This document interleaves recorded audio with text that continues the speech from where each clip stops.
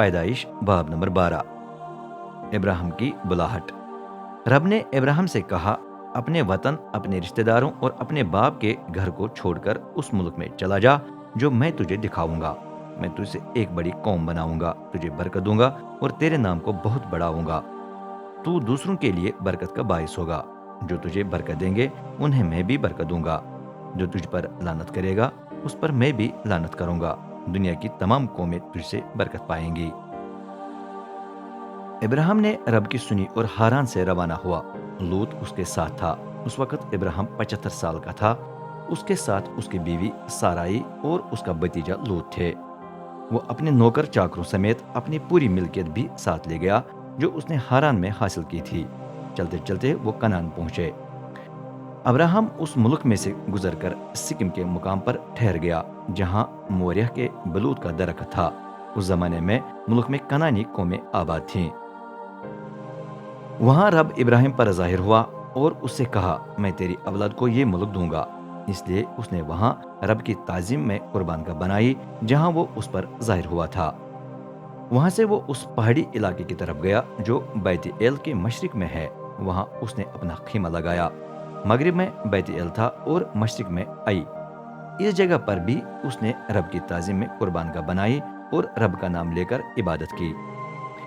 پھر ابراہیم دوبارہ روانہ ہو کر جنوب کے دشت نجب کی طرف چل پڑا۔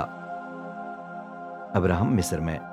ان دنوں میں ملک کنعان میں کال پڑا۔ کال اتنا سخت تھا کہ ابراہیم اس سے بچنے کی خاطر کچھ دیر کے لیے مصر میں جا بسا، لیکن پردیسی کی حیثیت سے۔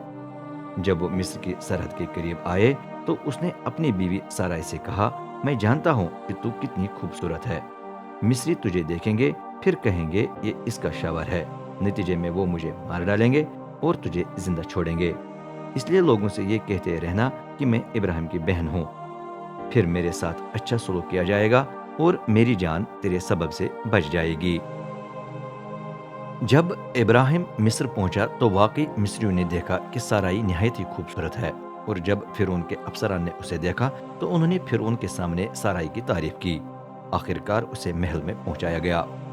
فرعون نے سارائی کی خاطر ابراہیم پر احسان کر کے اسے بھیڑ بکریاں، گائے بھیل، گدھے گدھیاں، نوکر چاکر اور اونٹ دیے۔